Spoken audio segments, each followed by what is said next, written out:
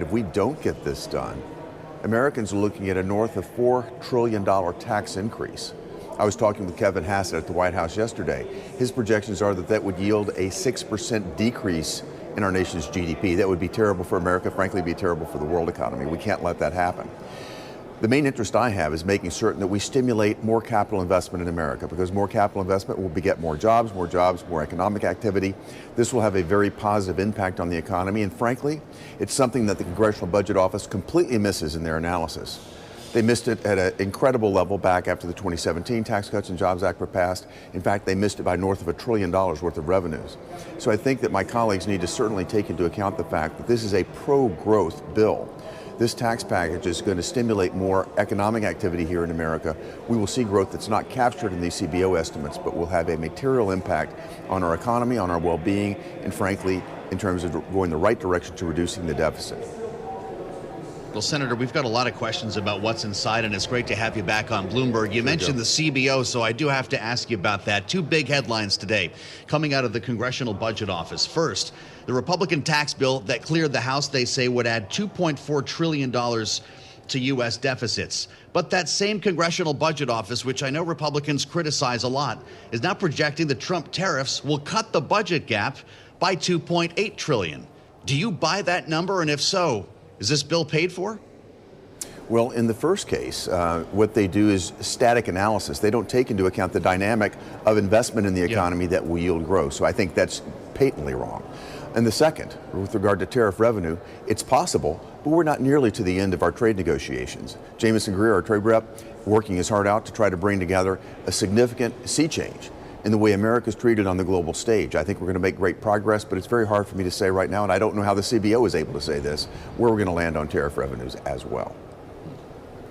Well, yeah, it is worth pointing out the CBO was only scoring tariff revenues through where tariffs stood as of May 13th, and we already know changes have been made since then. There's still some legal questions around whether or not IEPA is going to stand, Senator, so we have to bear that in mind. We've heard from the Senate Majority Leader John Thune that there's going to have to be some adjustments made to the SALT cap, something that House Republicans from those SALT districts say would essentially mean that the deal dies when it returns back to the House. Knowing that the debt ceiling lift is also attached to this legislation, do you see risk around making changes like that? Could that bring the U.S. closer to the brink of default?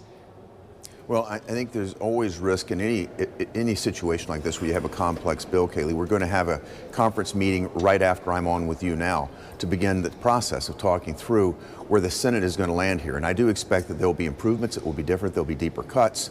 And we'll start to see text coming out on Friday. What I don't want to do is try to get ahead of those who are negotiating. As you know, the Finance Committee is going to the White House right now to meet with President Trump.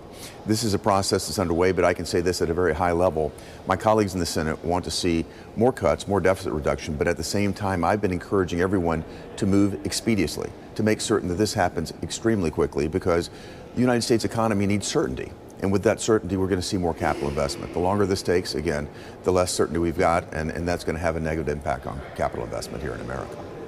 With that in mind, Senator, I'd love to explore the idea of permanence with you, because we're hearing about this a lot more now. The likes of Steve Daines and others who say, no, we need to make permanent certain business tax breaks, specifically the full research and development deduction, bonus depreciation, and interest expensing. Are you on board with making them permanent?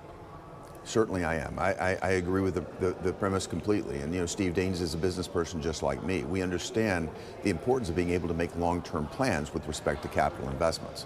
That's what's driving Steve's position. I think he's exactly right. And we need to extend these as far as we possibly can. Permanent is the best possible answer we could achieve.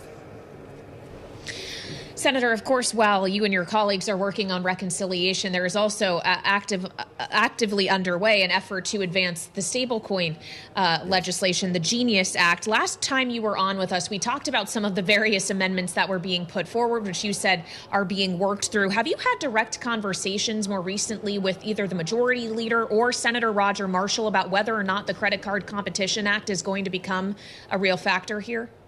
Yes, those conversations are underway. I certainly respect the process that we're addressing. But right now, this really isn't about policy, nor is it process. We're just trying to get floor time right now to get this processed. We have broad agreement, Kayleigh, with respect to the content of this stablecoin legislation, my Genius Act. And this is going to, I think, take us into the 21st century in terms of upgrading our payment systems. It's going to have very desirable effects, taking the U.S. economy into the digital assets arena, keeping innovation here, lowering risk here in America, and putting in place guardrails that will protect consumers, because every one of these stablecoins will be backed up dollar for dollar with U.S. Treasuries. Very positive outcome here. We've got very strong support. So, okay, what's the timeline, Senator, and what does it mean for the Clarity Act coming out of the House? Joe, the timeline is the key issue right now. The window is closing on us to get this done because we've got to turn our attention to reconciliation. As I mentioned, we're going to a conference meeting, our first broad conference meeting, to talk about the reconciliation bill. We need to get the Genius Act passed. We need to get it on the floor, and that's where my discussions have been with the leader and with my colleagues, is getting that time on the floor as soon as possible. I'd like to start it today, tomorrow, but I'd like to get that time on the floor as soon as possible, so then we can turn our attention to dealing with the Reconciliation Act and getting more confirmations across the floor. And when will your attention, Senator, turn to market structure? And when the time comes to actually look at a market structure bill, how akin do you expect it will be to the Clarity Act that was just introduced in the House last week? Well, there's been a great deal of good work that's been done in the House. A lot of questions have come up in the process of building the stablecoin legislation that have been more appropriate to market structure. We're focused on it. We've already begun the process of building it here in the Senate. Again, as I mentioned, a lot of it's a natural outgrowth of the stablecoin legislation that we've been pushing forward.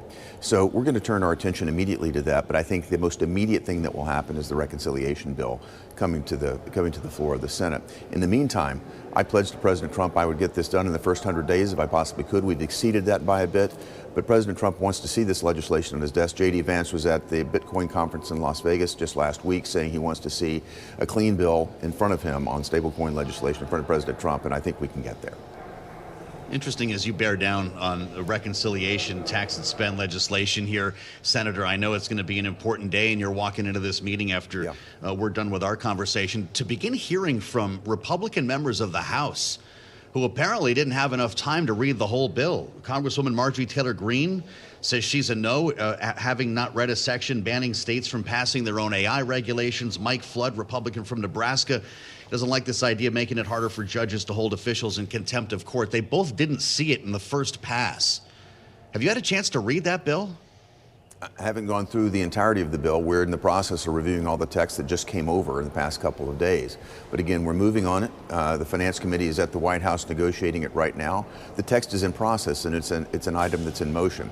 I understand that there may be items here that not everyone is happy with, but at the end of the day, we're going to have to compromise and get it done. I'll come back to the original point. The American economy needs this certainty, and I'm going to be working my heart out to make certain that we deliver the best possible product we can here. But I'll remind you as well, this isn't the last bite at the apple. We'll have the opportunity to have another reconciliation process coming up fairly soon. So we're going to find a number of other opportunities to improve the situation here in the American economy, achieve some of the other objectives of our legislators, and we can, if we don't solve it all here, we'll have another opportunity to do that. Well, Senator, you will have an opportunity as soon as tonight to vote for the confirmation of Mickey Bowman to be the Fed's new vice chair of supervision after the cloture vote passed earlier today. This comes just a day after the Fed officially lifted the asset cap on Wells Fargo. Starting today, is this a new era of banking regulation in the United States? I certainly think so. Michael Barr took us in exactly the wrong direction. And I'm very glad to see someone with the sensibilities of Mickey coming into this position. She's going to do a great job. What we need to do is return to the overarching mission of making certain that our capital markets are as competitive and safe as they possibly can be.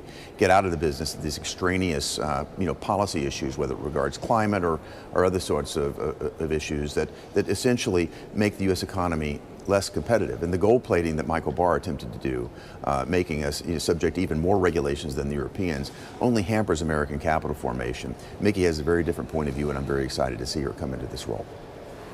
Well, it is interesting seeing this asset cap lifted on Wells Fargo today, Senator. Your colleague, Elizabeth Warren, who's going to be with us a bit later this hour, is asking for 5 years of exam reports from the bank as a member of the banking committee, having suggested that they have not gone a year without breaking the law. Her statement says it's stunning. The Fed could not wait till the company went a full year without breaking the law before wiping its slate clean. Should she get those documents? Should the committee see them?